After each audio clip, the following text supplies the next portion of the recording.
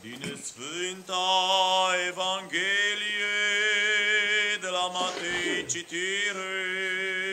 Mărire-ți, Doamne, mărire-ți! Să luăm aminte. În vremea aceea, după ce a trecut sâmbăta, când se lumina de ziua cea din-tâia săptămânii, a venit să vadă mormântul Maria Magdalena și cealaltă Marie. Și iată s-a făcut cu tremur mare, căci îngerul Domnului, pogorându-se din cer și venind, a prăvălit piatra de la ușa mormântului și a stat deasupra ei. Și înfățișarea lui era luminoasă ca fulgerul și îmbrăcămintea lui albă ca zăpada.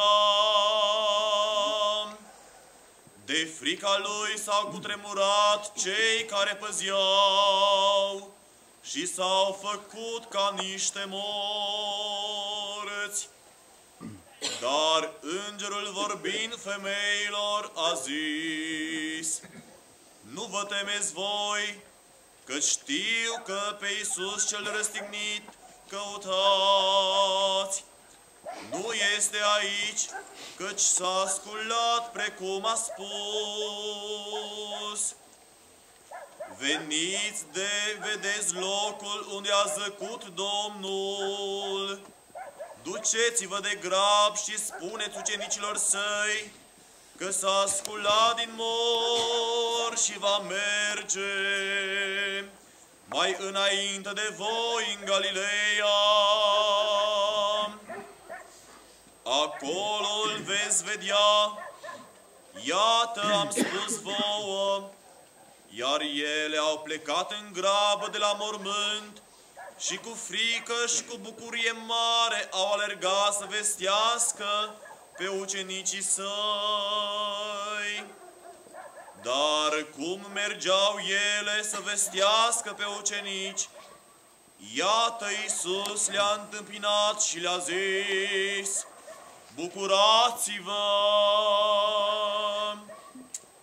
Iar ele, apropiindu-se, au cuprins picioarele lui și i s-au închinat.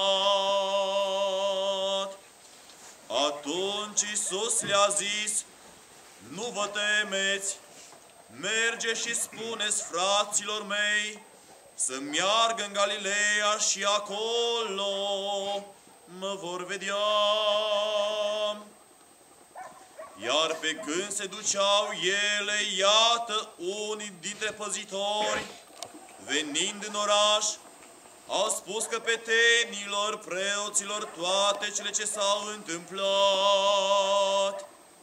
Atunci ei, adunându-se împreună cu bătrânii și ținând sfat, au dat bani mulți ostașilor și le-au zis să spuneți că ucenicii lui, venind noaptea, l-au furat pe când noi dormeam.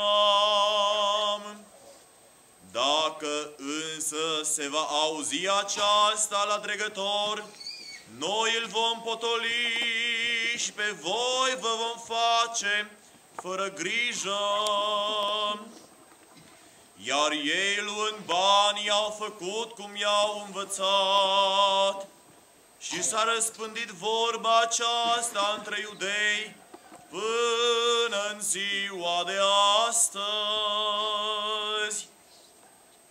Iar cei 11 ucenici au mers în Galileea, la muntele unde le-a poruncit lor Iisus. Și când l-au văzut, i s-au închinat ei, care se îndoiseră. Și apropiindu-se Iisus, le-a vorbit lor zicând: Mi s-a dat toată puterea în cer și pe pământ. Drept aceea mergând, învățați toate neamurile, botezându-le în numele Tatălui și al Fiului și al Sfântului Duh, învățându-le să păzească toate câte v-am poruncit vouă. Și iată, eu sunt cu voi în toate zilele.